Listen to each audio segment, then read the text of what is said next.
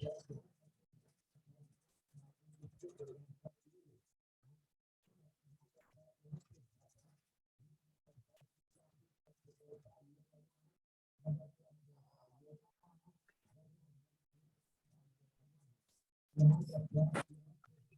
morning, ma'am. Good morning, ma'am. Good morning.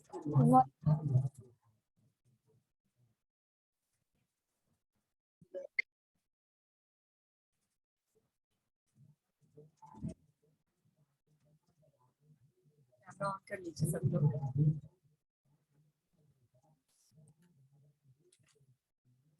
ठीक है, last class में कहाँ पे थे हम लोग? डीआरएम में डिप्लोमा इन उनका कौन सा टॉपिक पढ़ रहे थे? यस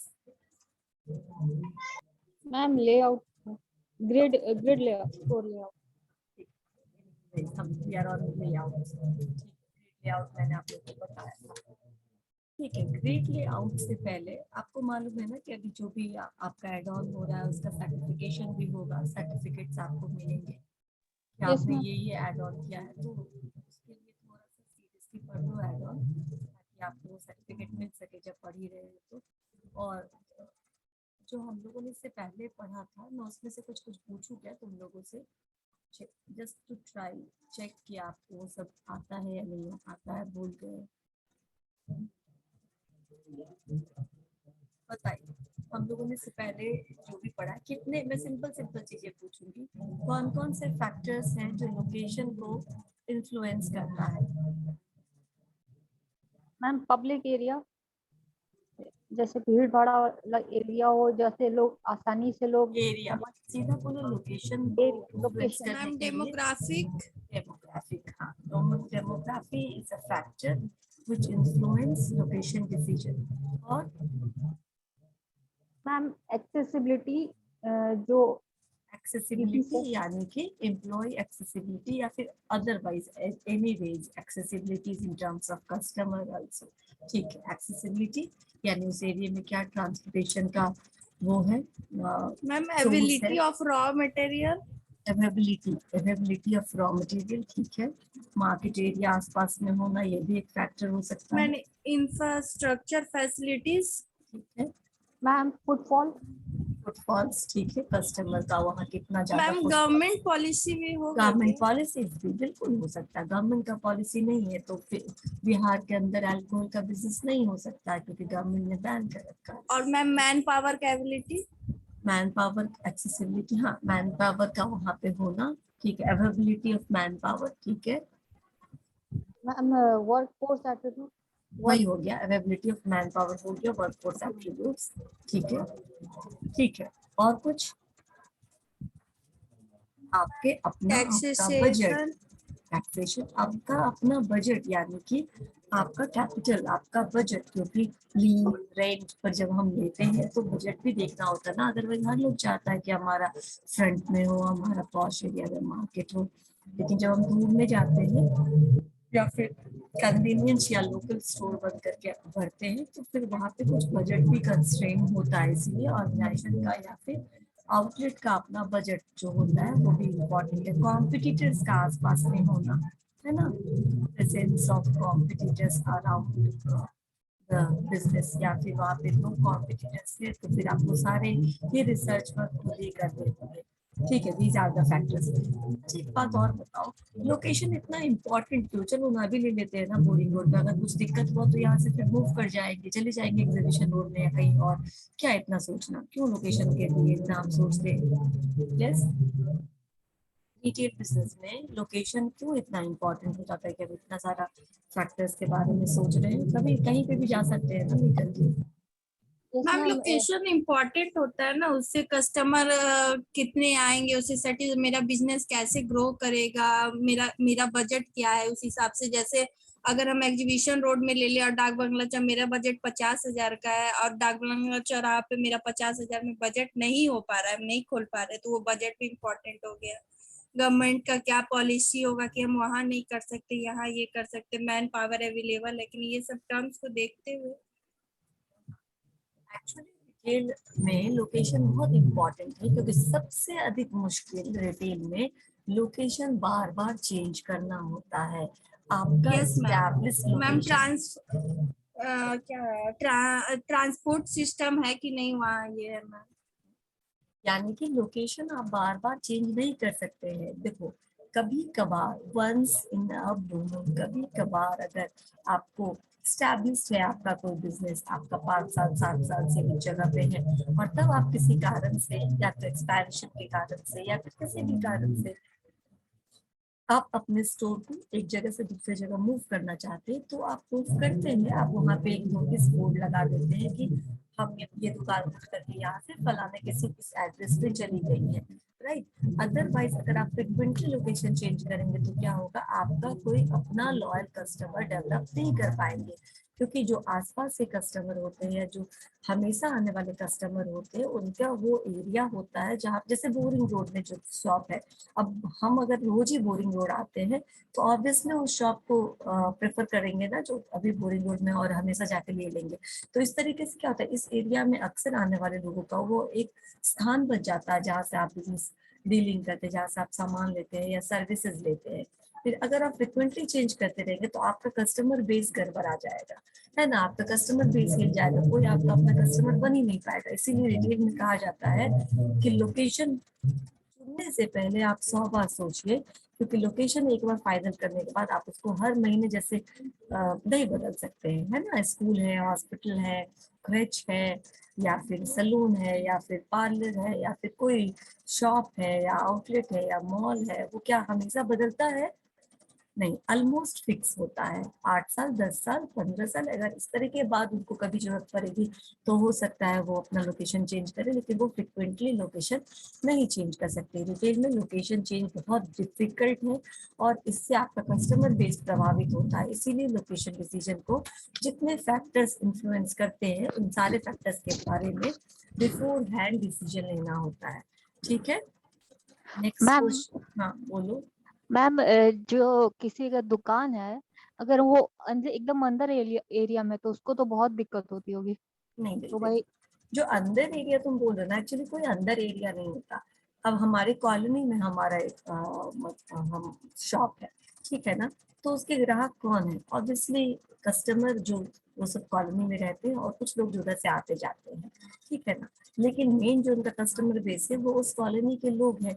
तो उस कॉलोनी में कम से कम 250-300 परिवार है, ठीक है ना। ये 250-300 परिवार को इमरजेंसी में, जब मान लो ये 250-300 परिवार में कम से 50 ऐसे परिवार है जो अपना एक बार का राशन कहीं और से ले आती है, जहाँ से उनको थोड़ा सस्ता पड़ता होगा। पर फिर भी जब इनको इमरजेंसी में कोई चीज जरूरत पड़ता है, सब घर में ऐसा होता है कि कभी कभी इमरजेंसी में आपको सामान की जरूरत पड़ती है, ऐसा थोड़ी ना होता कि सब कुछ रहता है घर में। तो आप क्या करते हैं, वहां पे जाते हैं, आपका तुरंत से प्रॉब्लम सॉल्व हो जाता है। तो ये जो दुकान है ये लंबे समय तक के लिए खुले, जैसे 8 बजे 8:30 बजे तक रात में खुले रहते हैं, कभी कभी 9 बजे तक बंद होते हैं, क्योंकि इनका घर भी उसी एरिया में होता है, राइट। तो ये खुले होते हैं।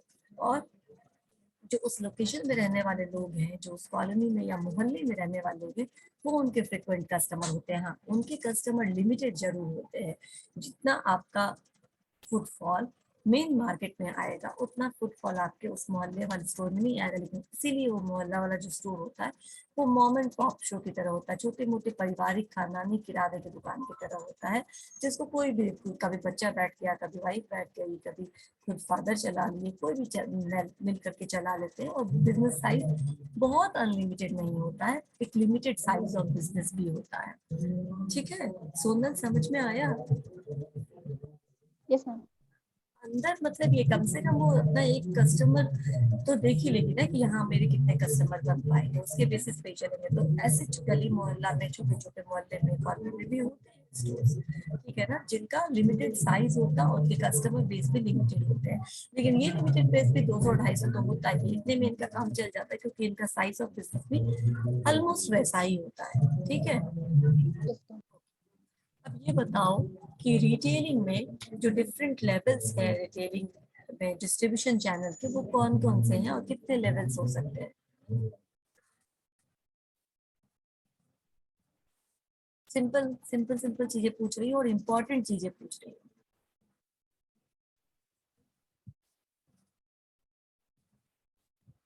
एनी बट कोई भी बोल सकते हैं क्लास में।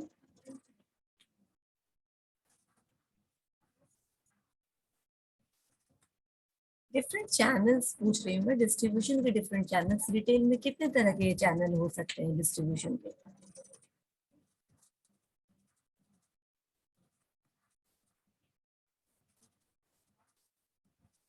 No idea? मैम मॉल्स और नॉर्मल जो आउटलेट्स No, होते I हैं। am not talking about the types of retail store. Ma'am I am talking wholesaler about the, retailer. yes, I am talking about the channels, ma'am supply wholesaler chain. Retailer और distributor. आप इसको बोलिए zero, zero tier, one tier, two tier, three tier, या zero channel, one channel, two channel, three channel, कितने channel है इससे बात है। सबसे पहले जीरो चैनल या नो टायर की बात करें तो यहाँ पे डायरेक्ट डिस्ट्रीब्यूटर से रिटेलर के पास सामान पहुंच जाता है, बीच में कोई नहीं आते है, डायरेक्ट नहीं कस्टमर के पास नहीं जाता है। मैं भी बोल रही हूँ रिटेलर के पास आता है, ठीक है। तो अगर रिटेलर के पास डायरेक्ट आ जाता है तो रिटेलर और डिस्ट्रीब्यूटर के बीच में, कंज्यूमर और चलो ठीक है, डिस्ट्रीब्यूटर और कंज्यूमर के बीच में कोई नहीं आएगा तो जीरो चैनल हो गया। यानी डायरेक्ट डिस्ट्रीब्यूटर से सामान कहाँ पहुंच जाता है? कस्टमर के पास, कंज्यूमर के पास। मैम एक फिर मॉडर्न बताई थी, हाँ, मैन्युफैक्चर के बाद से रिटेलर, रिटेलर के बाद से कंज्यूमर जाता है। हाँ। उसके बाद ट्रेडिशनल बताई थी मैम, मैन्युफैक्चर बताई थी, फिर होलसेलर बताई थी, फिर रिटेलर, उसके बाद से कंज्यूमर जाता है ट्रेडिशनल में। नहीं ट्रेडिशनल ऐसे नहीं, देखो एक देखो डायरेक्ट चैनल, डायरेक्ट चैनल में जैसे आपने बताया प्रोड्यूसर या जो भी मैन्युफैक्चरर है उसके मैन्युफैक्चर पास, से कंज्यूमर कंज्यूमर के पास, ठीक है, सीधा कंज्यूमर, इसमें बीच में कोई चैनल नहीं है तो इसको हम बोलेंगे डायरेक्ट चैनल। उसके बाद क्या हो गया, बीच में रिटेलर आ गया तो इसमें रिटेल चैनल यानी वन टायर हो गया। ये एक बीच में आगे जो इंटरमीडिएरी है जो कि प्रोड्यूसर के सामान को कंज्यूमर तक पहुंचा रहे हैं। फिर ऐसे ही होलसेल चैनल होता है आगे।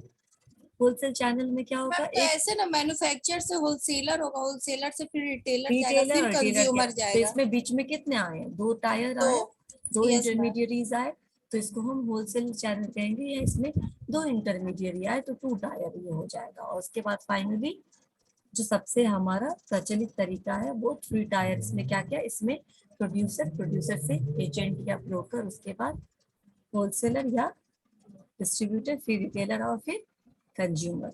समझ में आया? ये 4 चैनल से, it starts from direct channel, उसके बाद रिटेल चैनल, फिर होलसेल चैनल और फिर फाइनली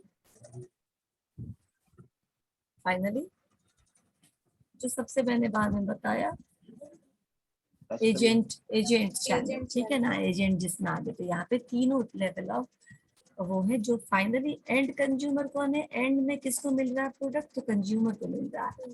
प्रोडक्ट आ कहाँ से रहा है, तो प्रोड्यूसर के बीच में। तो जब डायरेक्ट प्रोड्यूसर से कंज्यूमर तक चला जाएगा सामान तो उसको हम क्या बोलेंगे, डायरेक्ट चैनल। लेकिन जब डायरेक्ट नहीं जाता तो क्या बोलते हैं उसको, अब ये किस चैनल के माध्यम से जा रहा है, तो या तो रिटेल माध्यम से जा रहा है, या फिर होलसेलर रिटेलर के माध्यम से जा रहा है, या फिर एजेंट डिस्ट्रीब्यूटर, इसके बाद होलसेलर और रिटेलर के माध्यम से कंज्यूमर में जा रहा है। ठीक है, एक और सवाल बताओ, जो रिटेलर होता है वो जो प्रोडक्ट बेचता है वो लार्जर क्वांटिटी में बेचता है कंज्यूमर को? क्या फिर से यस मैम क्या बोली, फिर से एक बार मैंने बोला, हाँ मैं पूछ रही हूँ, जो रिटेलर होता है वो जो सामान बेचता है वो क्या लार्जर क्वांटिटी में बेचता है सामान कंज्यूमर को? No ma'am. Yes ma'am, small retailer ma'am wholesaler बेचता है, सॉरी मैम, नहीं नहीं नहीं, रिटेलर स्मॉल क्वांटिटी में बेचता है, में सिंगल बेचता है यूनिट के रूप में। हाँ, स्मॉल क्वांटिटीज में, सिंपल यूनिट्स में सामान कंज्यूमर तक पहुंचाने का काम करते हैं, इसलिए वो रिटेल बिजनेस करता है, खुदरा विक्रेता होता है। चलिए ठीक है, ये थोड़े थोड़े पीछे की चीज पूछती जाती हूँ ताकि पता चले कि आपको थोड़ा बहुत भी, ठीक है, जो चीज पढ़ने वाला है, जो चीज आप पढ़ के आएंगे तब आपसे पूछा जाए तो ठीक रहेगा, वो चीजें आप पढ़ के आएंगे तभी पूछेंगे। लेकिन कुछ चीज ऐसी है जो अब आपको मालूम होनी चाहिए, ठीक है ना। तो रिटेल क्या है, अगर ये किसी ने पूछ दिया तो बता पाओगे आंसर क्या है रिटेल? Yes ma'am. बताइए। मैम रिटेल स्टोर वो होता है जहाँ पे आप अपने यूज के अकॉर्डिंग सामान परचेस करते हो। और कोई? रिटेल स्टोर नहीं बोला, रिटेल क्या है? यस, रिटेल क्या है? कोई बताओ। मैम सेल किया जाता है पब्लिक को, दुकानों आदि पर सामान की सेल किया जाता है मैम, खुदरा और फुटपाथ Retailing बिक्री actually होता है। a set of business activity. Retailing is a set of business activity that adds value to the products or services and sold it to the final consumer for their personal use or family use. That's it. या तो personal use के लिए लोग खरीदते हैं या family के use के लिए खरीदते हैं, और रिटेलर वो सब कुछ करता है जिसमें कुछ वैल्यू एडिशन ऑफ प्रोडक्ट या सर्विसेज में, और वो बेच सके सिंपल स्मॉल यूनिट्स में। जैसे कि मैं बोलती हूँ कि और कुछ नहीं करता है, तो जब आप कलम खरीदने जाते हैं तो कम से कम पैक करके देता है, राइट। जब आप बुक्स खरीदने जाते हैं दुकान से या कॉपी खरीदने जाते हैं तो पेपर में रैप करके देता है, राइट। यानी कुछ वैल्यू एडिशन करता है, वो तौल करके देता है। जब हम चीनी खरीदने जाते हैं, दाल खरीदने जाते हैं, तो तौलने के बाद पैकेट में पैक करके देता है आपको। कुछ भी वैल्यू एडिशन करता है प्रोडक्ट में या सर्विसेज में, और फिर वो अपने एंड कंज्यूमर को देता है पर्सनल यूज के लिए या फैमिली यूज के लिए, तो उसी को हम रिटेलिंग बोलते हैं। समझ में आया? बिजनेस एक्टिविटी, यस, ये रिटेलिंग और कुछ नहीं। तो ये एकदम सिंपल चीजें हैं जो आपको मालूम होनी चाहिए कि रिटेलिंग क्या है, रिटेलिंग में रिटेलर किसको कहते हैं, रिटेल किसको कहते हैं, ये सब चीज मालूम होना चाहिए। चलिए ठीक है। ग्रिड स्टोर लेआउट हम लोग कर चुके थे। ग्रिड ले स्टोर तब पॉसिबल है जब आपके पास स्पेस बहुत अधिक है और जो आपके पास प्रोडक्ट कैटेगरी है या रेंज है वो बहुत अधिक होता है, तो आपके लिए ग्रिड लेआउट अच्छा लेआउट है, आप इसको यूज कर सकते हैं। लेकिन अगर स्पेस की कमी है, लेकिन अभी भी आपके पास क्या है, प्रोडक्ट रेंज बहुत अधिक है, और प्रोडक्ट रेंज बहुत अधिक के होने के साथ साथ आपकी इच्छा भी है कि आप ग्रिड लेआउट करके अरेंज करें हर एक जो अलग अलग टाइप का मर्चेंडाइज इसके बीच में स्पेस हो, लोगों के नजर में जल्दी आ जाए आपकी प्रोडक्ट और लोग हर सेक्शन तक घूम सके और ले सके, तो आप उसके ऑल्टरनेटिवली हैरिंगबोन स्टोर लेआउट भी यूज कर सकते हैं, जो एक ऑल्टरनेटिव होता है ग्रिड लेआउट का। जहाँ पे स्पेस कम है वहां पे आप ग्रिड लेआउट को रिप्लेस कर सकते हैं हैरिंगबोन लेआउट स्पेस से। ठीक है, ये भी लगता है हम लोग इनफैक्ट रेस ट्रैक पर आ चुके थे। रेस ट्रैक लेआउट, जैसा कि मैंने आपको लास्ट क्लास में बताया था कि रेस ट्रैक मतलब जो जॉगिंग स्पेस होता है पार्क में, उसी तरह रेस ट्रैक होता है जो ठोस पाथ होता है स्टोर लेआउट में, जो जिसपे आपको जाना ही जाना है, ठीक है ना। और यहाँ पे आप फेयरली ट्रैफिक फ्लोज को प्रेडिक्ट कर सकते हैं एंड डिलिबरेट क्लोज लूप बनाया जाता है, जिससे कस्टमर्स जो फ्रंट से एंटर करेंगे स्टोर में वो every bit of the merchandise तक धीरे धीरे जाएंगे और फिर वो एग्जिट से बाहर निकल जाएंगे, यानी चेकआउट सेक्शन से बाहर निकल जाएंगे। कस्टमर्स ऑलमोस्ट हर एक मर्चेंडाइज से एक्सपोज होते हैं, और जो रास्ता होता है वो क्या होता है, रास्ता होता है वो उनके कंट्रोल में होता है। ग्रीड स्पेस में कंट्रोल में नहीं होता है, लेकिन रेस ट्रैक जो लेआउट होता है वो कंट्रोल पाथ होता है। अब यहाँ पे रेस ट्रैक पाथ को समझने के लिए अगेन ये डायग्राम देख लीजिए, समझ में आ जाएगा। एक तरफ से एंट्री है और हर स्टोर तक आप जाते हैं। यहाँ जो बीच में स्पेस होता है वो बीच के स्पेस बैठने के लिए यूज कर सकते हैं, पेपर रूम अराउंड करने के लिए या कुछ खाने पीने के लिए, जो बड़े बड़े स्टोर में ये बीच का स्पेस छोड़ा जाता है।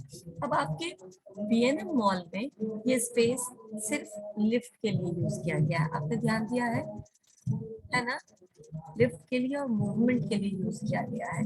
दुकान ऐसे ही साइड वाइज है, लेकिन जो बीच का स्पेस है वो सारा का सारा स्पेस जो उनका स्टेयर केस है, जो उनका ऑटोमेटिक स्टेयर्स है उसके लिए, और साइड में लिफ्ट के लिए यूज किया गया है।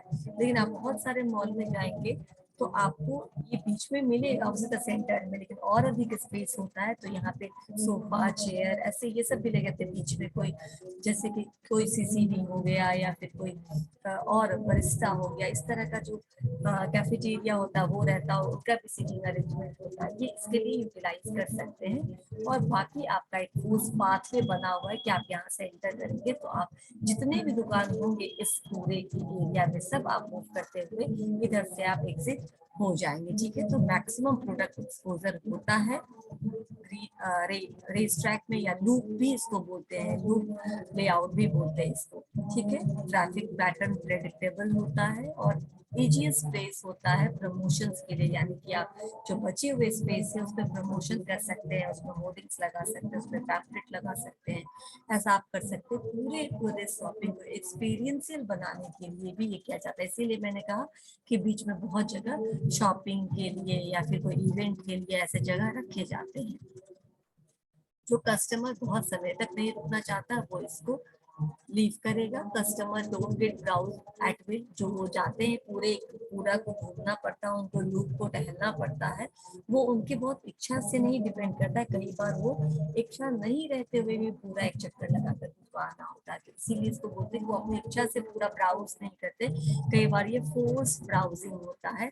अगर आप जल्दीबाजी में हैं तो आप इस तरह के शॉप को, स्टोर को स्किप करना चाहेंगे, नहीं जाना चाहेंगे, क्योंकि कस्टमर का टाइम इसमें वेस्ट हो सकता है। और अगर एक बार हो गया तो फ्यूचर में जब भी जल्दीबाजी में रहेगा वो ऐसे स्टोर को अवॉइड करेगा। ठीक है, It's not suited for the shop that encourage high traffic turnover or carry products people need to spend little time.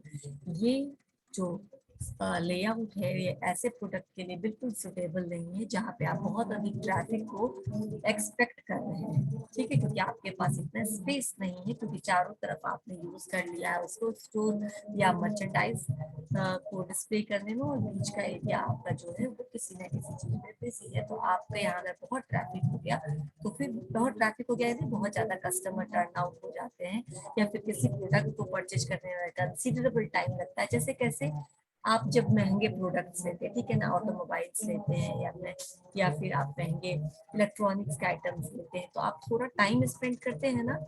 अब पेन लेना है तो ज्यादा टाइम स्पेंड नहीं करते हो, राइट। ठीक है, आपको घर के लिए स्पून लेना है, ग्रोसरी लेना है, तो आप ज्यादा टाइम स्पेंड नहीं करते हो। लेकिन अगर आपको कुछ महंगा आइटम लेना होता है तो आप थोड़ा ज्यादा देर रुक करके सारे प्रोडक्ट के बाद के फीचर्स समझ करके, क्या प्रोज एंड कॉन्स है वो इवैल्यूएट करके तब लेते हैं। तो ऐसे सामान जिसमें considerable amount of time spend होता है कस्टमर द्वारा, वैसे सामान के लिए, या फिर जहाँ पे अधिक फुटफॉल है, अधिक कस्टमर्स आते हैं, वैसे जगह के लिए ये लेआउट बहुत सुटेबल नहीं है। तो नेक्स्ट लेआउट पर चलते हैं हम लोग, जो फ्री फ्लो स्टोर लेआउट है। फ्री फ्लो स्टोर लेआउट का क्या मतलब हुआ? फ्री फ्लो फिलॉसफी का मतलब होता है कि आप कोई भी इसमें से लेआउट नहीं यूज करें, और you have rejected all the layout, और आपने क्या किया, कोई डिलिबरेट अटेम्प्ट नहीं किया है कस्टमर के ट्रैफिक पैटर्न को लेकर के, या कस्टमर कितने आएंगे जाएंगे। जिधर मन हो उधर जाए, जहां से मन हो सामान उठाए, बिल्कुल भी कोई स्ट्रक्चर्ड आपने उनको फोर्स या कोई पाथ नहीं दिया है। ठीक है ना, फ्री फ्लो है, वहां पे वो किसी भी डायरेक्शन से आ सकते हैं, कैसे भी कहीं पे भी किसी स्टोर पे जा सकते हैं। और ये बिल्कुल भी कॉमन, मतलब बिल्कुल कॉमन रखा गया है, सिंपल रखा गया है, कोई रूल्स इसमें एप्लीकेबल नहीं होता है। आपने कोई भी लेआउट को जब यूज नहीं किया है और अपने यहाँ पूरा फ्री फ्लो रखा है कि कैसे भी कहीं से भी जाकर के कहीं से भी सामान लिया जा सकता है, कोई प्रिडिक्शन नहीं है कि इसके बाद कौन सा सामान मिलेगा। ठीक है ना, तो इसको हम फ्री फ्लो बोल सकते हैं। एंड ये क्रिएटिव लेआउट के, but beyond that is very creative layout. ये बोलते हैं नॉर्मली यहाँ पे कोई लेआउट दिखेगा नहीं, लेकिन इसको भी बहुत क्रिएटिवली डिजाइन किया जाता है। देखो यहाँ पे क्या है, तो सपोज करिए ये एंट्री एग्जिट है आपका, राइट। अब इसके बाद जो भी है, ठीक है ना, जो भी अप्लायंसेस है, किचन अप्लायंसेस है, टॉयलेटरीज है, ग्रोसरीज है, ये है आपके ब्लैंकेट्स के, बाथ के, मान लो ये दिया गया है कि मान लो इंटीरियर के जो भी सामान होते हैं, होम डेकोर के जो भी सामान होते हैं, या जो आपके होम फर्निशिंग के सामान होते हैं, उसका ये दुकान है। तो कहीं पे लैम्प्स है, कहीं पे बेडिंग है, कहीं पे ग्रोसरी है, कहीं पे आपका बाथ का जो भी आपको चाहिए फर्निशिंग वो चीजें हैं। कहीं पे वेल प्रेडिक्टेड नहीं है कि इसके बाद क्या रहेगा, आप कहीं से भी कुछ भी उठा सकते हैं और कैसे भी मूव कर सकते हैं।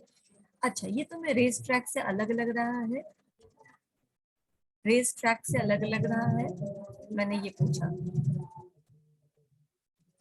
क्लास प्लीज थोड़ा रिस्पॉन्स करो। आई एम जस्ट आस्किंग कि क्या ये आपको लूप लेआउट या रेस ट्रैक लेआउट से डिफरेंट लग रहा है?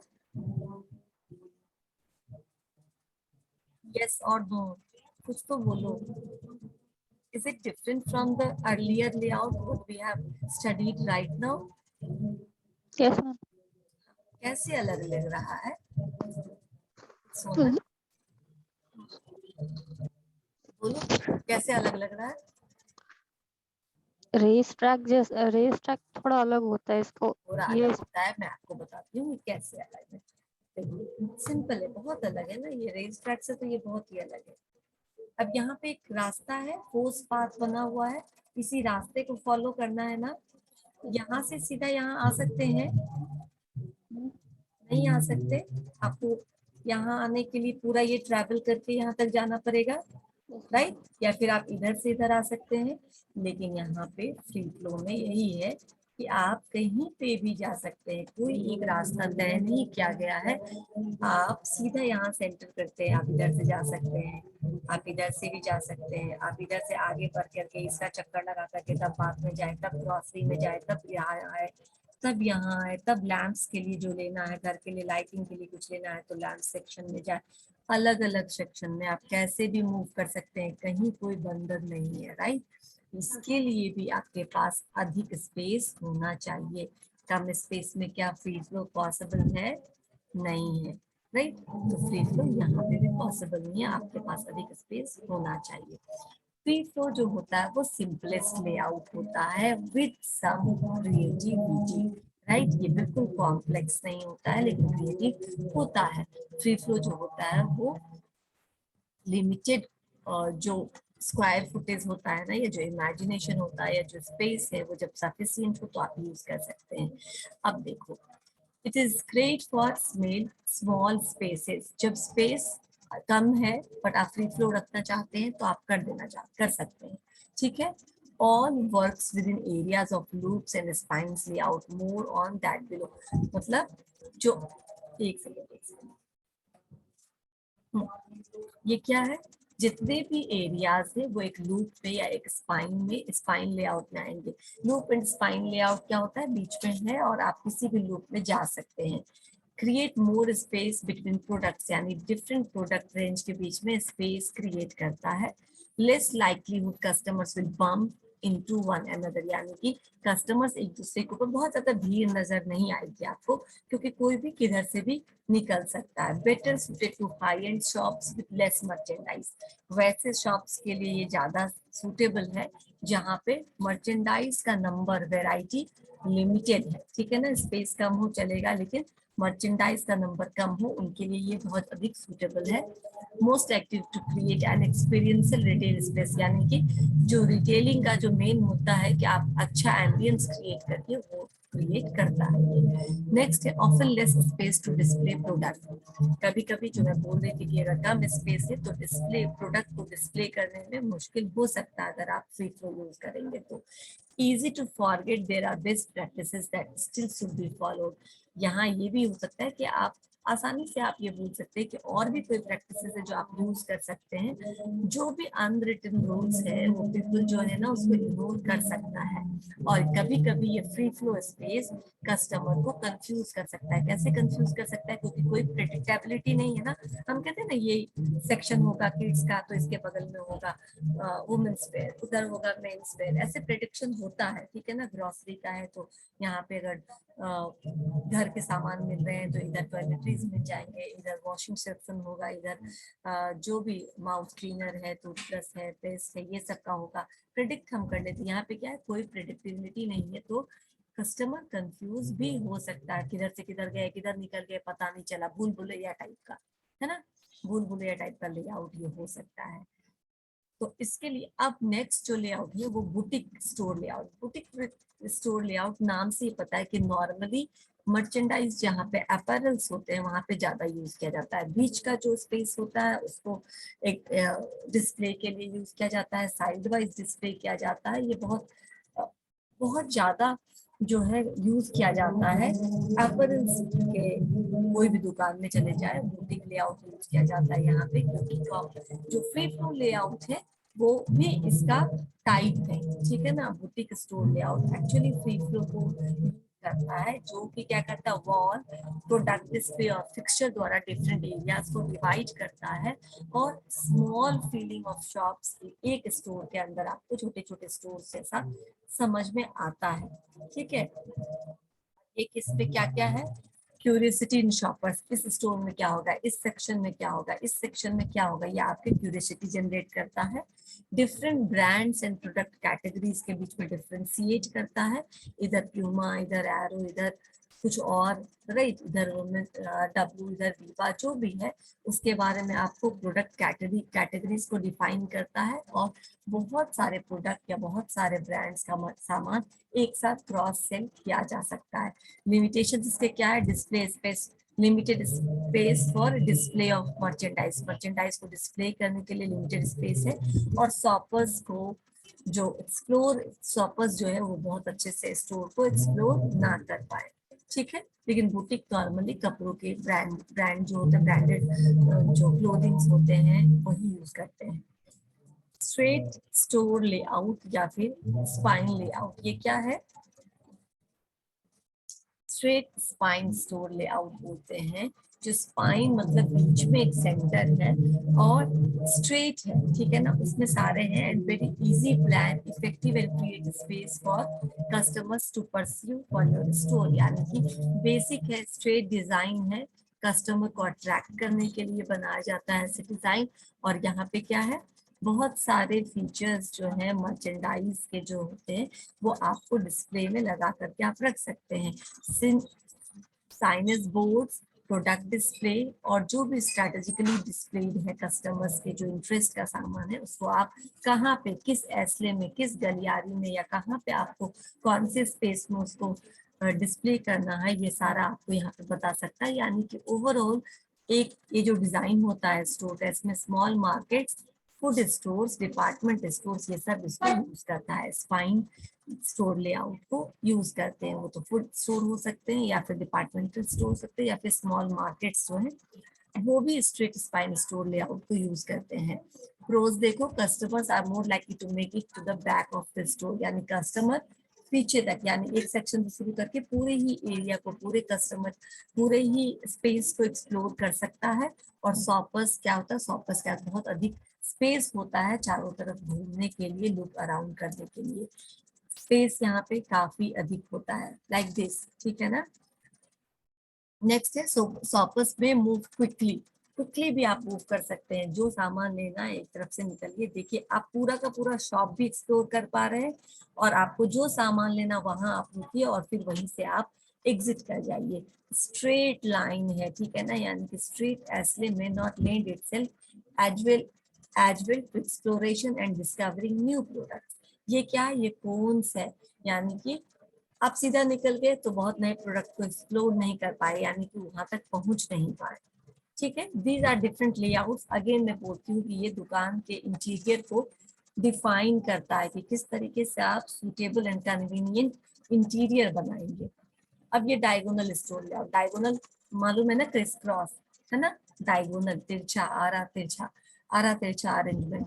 अगेन आरा तिरछा अरेंजमेंट में क्या होगा, विजिबिलिटी बढ़ जाती है, यहाँ से आप यहाँ तक देख सकते हैं, कोई कस्टमर यहाँ क्या कर रहा है आपको यहाँ से दिखेगा, क्योंकि जब पैरेलल में होते हैं फिक्सचर या फिर कोई दीवार तो आप नहीं देख पाते, लेकिन डायगोनल अरेंजमेंट है तो आपकी जो विजिबिलिटी है वो बढ़ जाएगी, ठीक है ना। स्पेस अरेंजमेंट बढ़ जाएगा, एंगुलर एक्सपोजर होगा तो थोड़ा डिजाइनर लुक मिलेगा, और ये ग्रिड लेआउट का वेरिएशन है और कुछ नहीं है, this is just the variation of grid layout in a diagonal वे।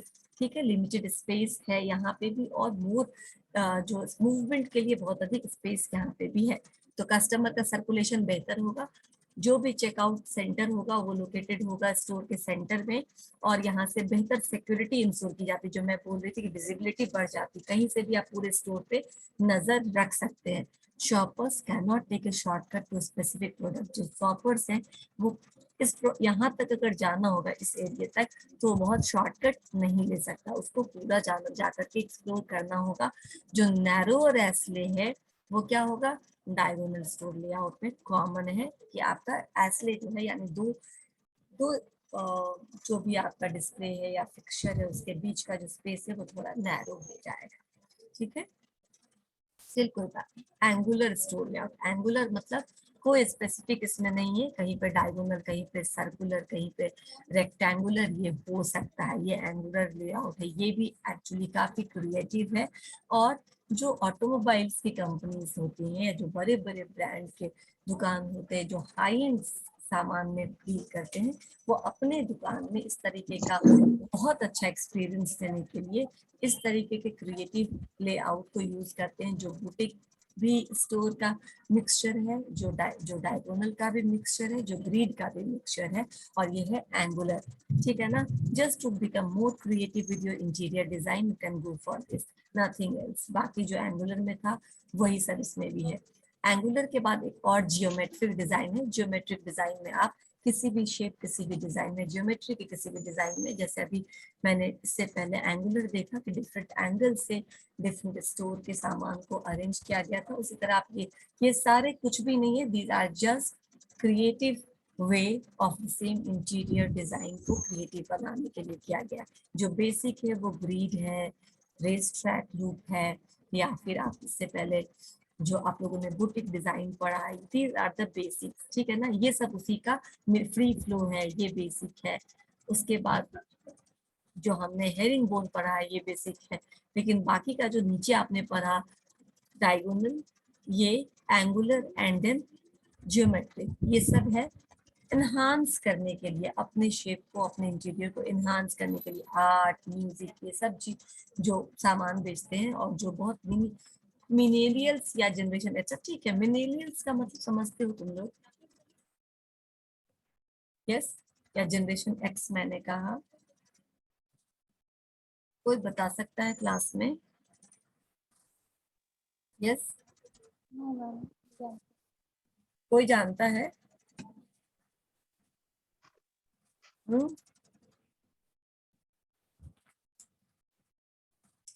ऐसे लोगों को मिलेनियल्स बोलता है जो अपने यंग एडल्टहुड को 21st सेंचुरी में रीच करने वाले हैं। ठीक है ना।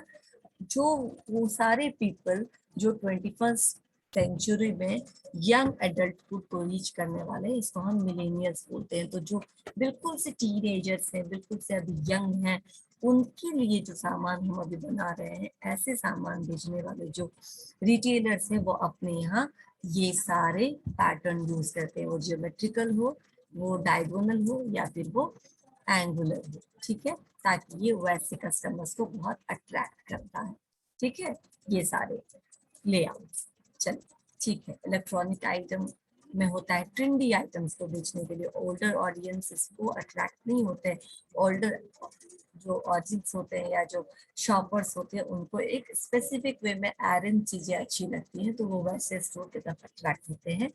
फाइनल है मल्टीपल स्टोर लेआउट, यानी सबका कॉम्बिनेशन। ठीक है, straight, diagonal, angular, geometrical, grid, इन सबको यूज करके जब आप एक तरह का, अलग तरह का स्टोर लेआउट क्रिएट करते हैं, तो उसको हम मल्टीपल स्टोर लेआउट बोलते हैं। कभी कभी आपको एक ही स्टोर के अंदर डिफरेंट डिफरेंट स्टोर्स के मिक्सचर्स मिल जाएंगे। ठीक है ना। तो वैसे भी क्या हो जाता है, multiple store layout.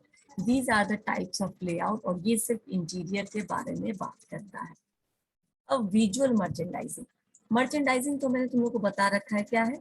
Overall process of buying, procuring, selecting, replenishing the items. ठीक है ना। ये सब जो हम डिसाइड करते हैं वो मर्चेंडाइजिंग है।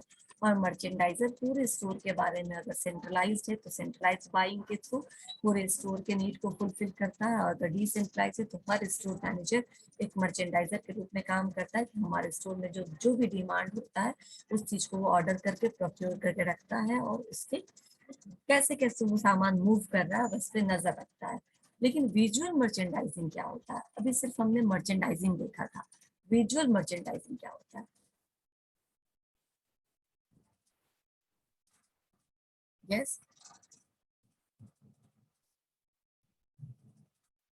विजुअल मर्चेंडाइजिंग जो अट्रैक्ट करता है कस्टमर को, ये एक्चुअली यही है। रिटेल में ये एक मैजिक की तरह लिया जाता है। विजुअल मर्चेंडाइजर को मैजिशियन बोला जाता है। वो एक मैजिक क्रिएट करता है। किस तरह का? आपके स्टोर में कस्टमर्स को अट्रैक्ट करने का marketing principles, retail merchandising, display, creativity मतलब कितना अच्छा इंटीरियर कर रहे हैं, क्या म्यूजिक प्ले हो रहा है, किस तरीके का परफ्यूम यूज किया, किस तरीके का एक जैसा कलर यूज किया या अलग अलग मल्टीपल कलर्स रखे हैं आपने। ये जो विजुअल मर्चेंडाइजर होते हैं ये प्रोफेशनली ट्रेंड होते हैं इस चीज को मैनेज करने में, ठीक है। और सेल को, मर्चेंडाइजिंग का मतलब ही क्या होता है, सेल को बूस्ट करना, बहुत अधिक कस्टमर को अट्रैक्ट करना और सेल को बढ़ाना, यही उनका काम होता है, मर्चेंडाइजिंग का काम होता है। तो visual merchandising visual image create करता है, और विजुअल इमेज क्रिएट करने के लिए दो पार्ट होते हैं, एक्सटर्नल प्लस इंटरनल, यानी external visual merchandising and interior visual merchandising, दोनों पार्ट देखेंगे। विंडो इंस्टॉलेशन, जिसको हम विंडो डिस्प्ले बोलते हैं। विंडो डिस्प्ले का मतलब बाहर से ही आपके यहाँ जब विजिट करे कस्टमर, कई बार वो कुछ खरीदना नहीं होता है, लेकिन आपने बाहर में इतना अट्रैक्टिव बना रखा है, अपने डिस्प्ले को इतना सुंदर बना रखा है कि लोग एक बार देखने के लिए इन कर जाते हैं, है ना, किसके अंदर क्या है। डमी को इतना अच्छा पहना रखा है आपने ड्रेस, या आपने कुछ दूसरे तरह का डिस्प्ले इतना अच्छा बना रखा है कि लोग एक बार देखने के लिए चले जाते हैं। विंडो डिस्प्ले, जिसको विंडो शॉपिंग बोलते हैं, कुछ खरीदना नहीं है लेकिन हम बाहर बाहर से देख रहे हैं यहाँ क्या है यहाँ क्या है।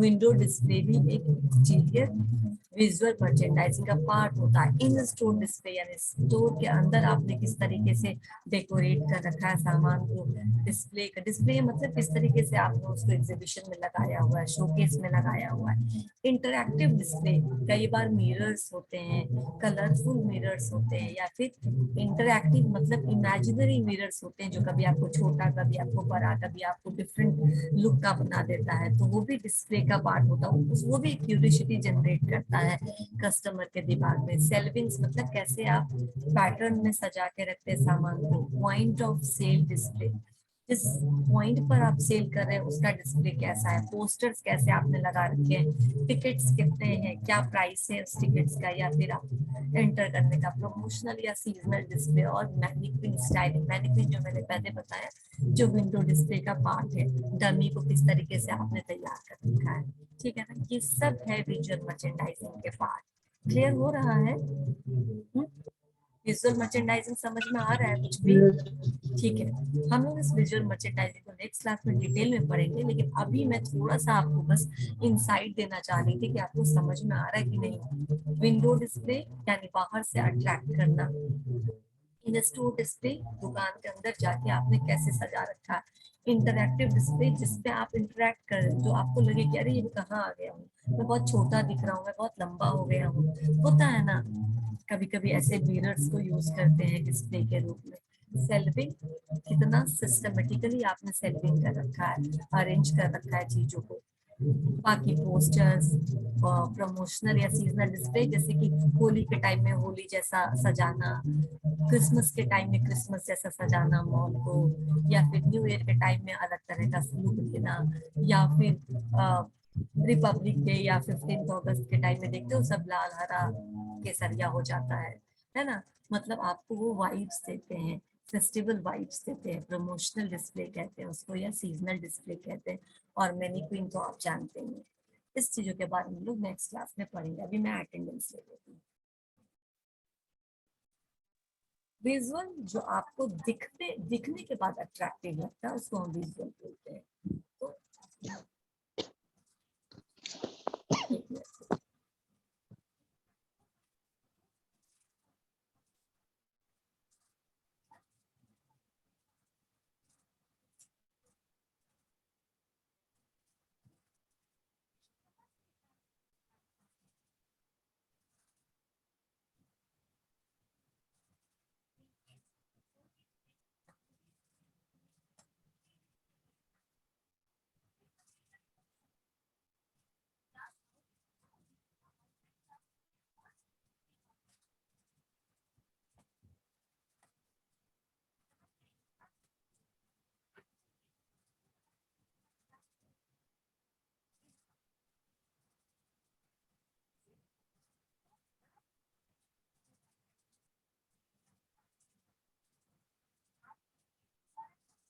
Okay, 1 present ma'am 2 3 3 present ma'am.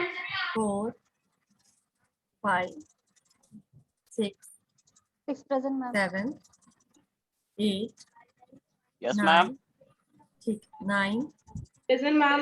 10 Yes, ma'am. 11 Present ma'am. 12 Present, ma'am. 13 14 15 Yes ma'am. 16 17 18 Present, ma'am. 17. 18 19 Yes, ma'am. 20 Yes, ma'am. 20. 21 22 23 24 25 26 25, ma'am. 26 26, ma'am. 27 Present ma'am. 28 Present ma'am. 29 30 30 31 Yes, ma'am. 31 32 that's it. ठीक है, मैंने अटेंडेंस मार्क कर दिया। Next जब भी class होगा तो visual merchandising करेंगे। और अब now we are almost the closure of this course, तो जो भी इसके बाद होगा वो पढ़ा करके मैं, मुझे लगता है अप्रैल अभी शुरू है ना, अप्रैल में हमारा खत्म हो जाएगा। ठीक है, 15 दिन और ज्यादा से ज्यादा। ठीक, thank you class. Ma'am exam कब होगा? मुझे अभी आपका नहीं होगा, जो जो सिलेबस इससे पहले एड ऑन में, जिसका मेरा कम से कम डीआरएम का अभी नहीं होगा आपकी क्लास में, क्योंकि जहाँ सिलेबस खत्म हो चुका है पहले उनका एग्जाम होगा। अभी तो आपका चल रहा है ना। मैंने बोला है कि 15 दिनों में आपका भी मैं कंक्लूड कर दूंगी, हो जाएगा खत्म। ठीक है, ओके मैम। Thank you.